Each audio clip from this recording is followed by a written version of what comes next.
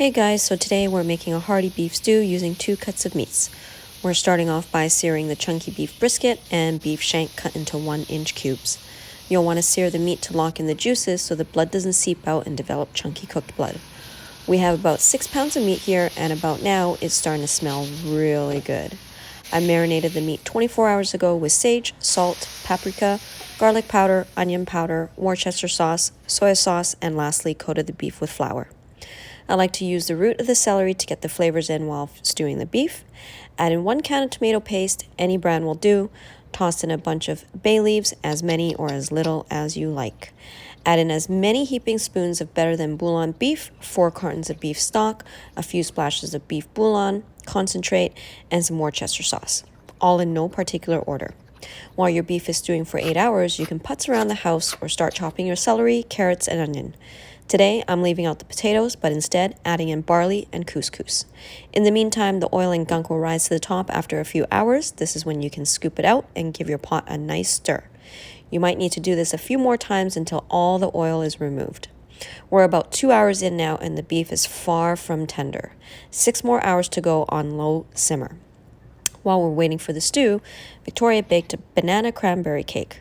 I don't have a sweet tooth, but if the cake is soft and moist, I don't mind it at all.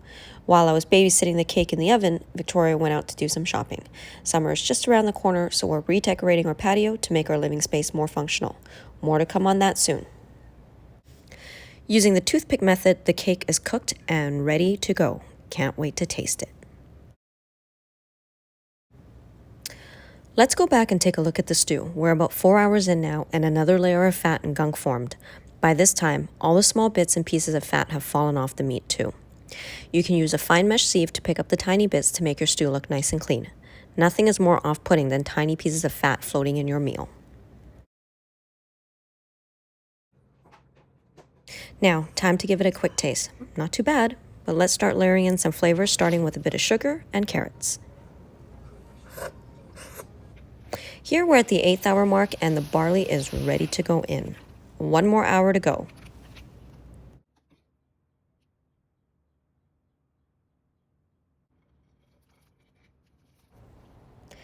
I like the celery a bit crunchy in the stew, so it'll be one of the last things to go in along with the couscous.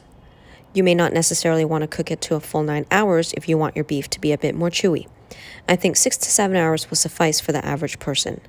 I prefer leaner cuts of meats to be more tender. I do, however, ultimately prefer fattier cuts of meats in general.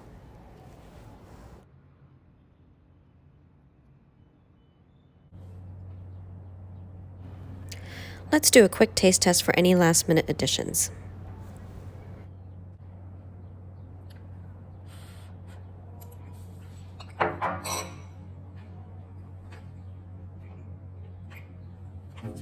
You could eat it without teeth.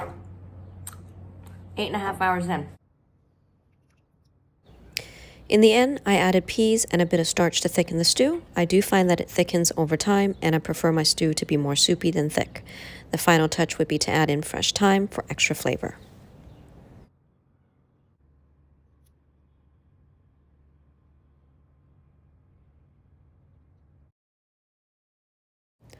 The beef is so soft and tender. I made sure I left some of the fat on the brisket to get the extra added flavor every now and then.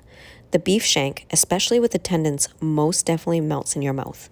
Generally, when I make a beef stew of some sort, whether it's a Chinese, Vietnamese, or Western version, I typically use beef brisket and beef shanks. It is a complete game changer, and if you haven't tried it yet, I highly recommend you do. As for the celery, it's about 80% cooked. Keep in mind that when you reheat the stew, you'll be reheating it in a pot.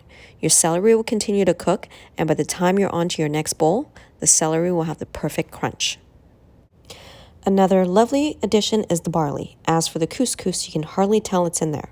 The combination of the soft carrots, sweet onions, crunchy celery, and firm chewy barley makes this a wonderful dish. Thanks for watching, and bon appetit!